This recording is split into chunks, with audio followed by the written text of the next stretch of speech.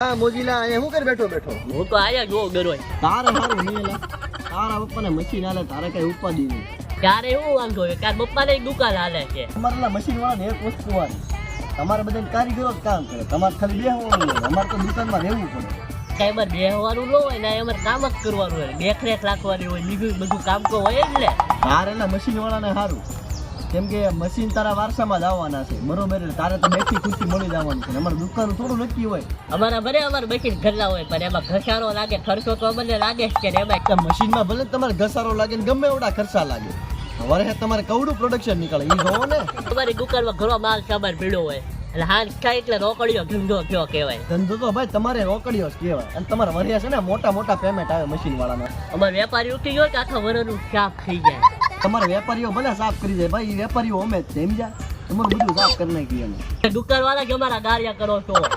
હવે બોલતો ને કઈ વગાડે જવા દે